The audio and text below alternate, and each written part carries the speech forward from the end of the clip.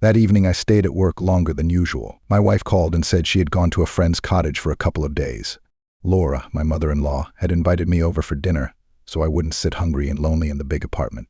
Ever since her husband died 3 years ago, I had always admired Laura, a statuesque woman with beautiful brown eyes. She looked much younger than her 55 years and held herself with a grace that often made her the center of attention at family gatherings. I often admired her when she wasn't around for dinner. That evening as we talked, she shared more about her life than she ever had before. We discussed her work, where she spoke passionately about her efforts to mentor young colleagues and the satisfaction she found in solving difficult problems.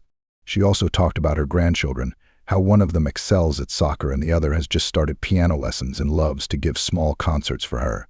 Despite these joys, her voice grew softer as she spoke of her lingering sense of loneliness in the empty apartment she now called home, a place that had once buzzed with family life, but now seemed too quiet. As we drank wine, she talked about the loss of her husband and how she had to fill the void.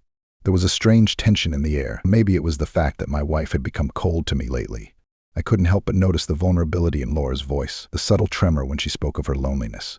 By the time I got ready to leave, it was getting dark outside. Laura had insisted I stay, saying it was not a good idea to drive after drinking wine.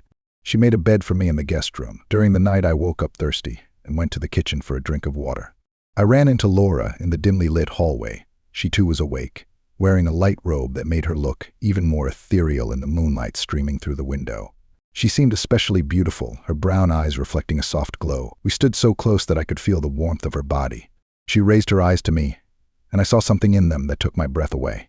It was a mixture of longing and uncertainty, like she was torn between holding back and surrendering.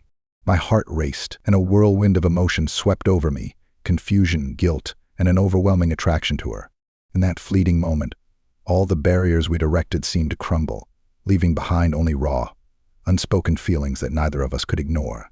Her gaze captured me, and I felt both horror and delight at the depth of connection reflected in her eyes. I don't know how it happened, but a moment later I was already embracing her. The world around us seemed to disappear when we did that, you know what I mean. In the morning I woke up in her room. It was raining outside the window, its soft pounding against the glass adding to the surrealness of the night before. Laura wasn't there. Voices came from the kitchen, and I realized her sister had come in. I lay still, listening intently. Her sister's voice came into the room, casual yet curious. At one point she even peeked into the bedroom, and her footsteps faltered for a moment before she withdrew. The two women had a long conversation in the kitchen, their voices lowered to a whisper. When her sister left, Laura returned to the bedroom. She sat on the edge of the bed, her expression pensive. She was silent for a long time, looking at her hands as if searching for the right words. Finally, she turned to me and said quietly, "We need to talk." I knew she was right. What happened that night had changed everything. We talked and decided that what happened should remain our secret. Neither of us wanted to hurt my wife or upset the delicate balance in our family. But even as we made the pact, I saw in her eyes the same desire I had seen the night before. It lurked between us, unspoken but undeniable. A week later, when she called me and asked if I could come over, I couldn't refuse. I told myself it was a mistake, but my actions gave me away. Months passed, and my life became a tangle of lies and secret meetings. I loved my wife, or at least I convinced myself I did, but I couldn't resist the pull I felt for Laura. Every time I went to see her, we spent hours together, rediscovering parts of ourselves that had long gone unclaimed. She opened up to me in revelations that seemed raw and intimate. I saw in her not just a mother-in-law, but a beautiful, passionate woman who had her own needs and dreams. Sometimes we would just talk while lying in her bed and share stories that were both painful and poignant. She would tell me about her youth, how she met my father-in-law, and how their life together had affected her.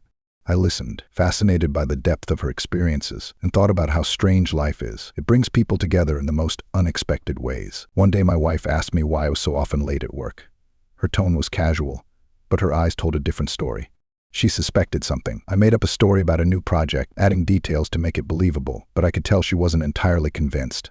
That night was the first time I really thought about what I was doing. I lay sleepless, staring at the ceiling, pondering the choices I had made and the consequences they could lead to. The last time I saw Laura was a week ago. She had called me, but this time was different.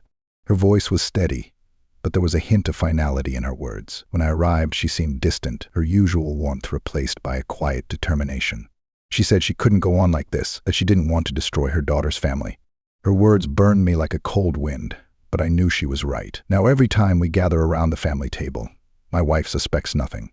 But sometimes I catch Laura's long, thoughtful gaze. In those moments I'm reminded of all we've shared, and the weight of our secrecy becomes even heavier. Sometimes the wrong things are the most unforgettable.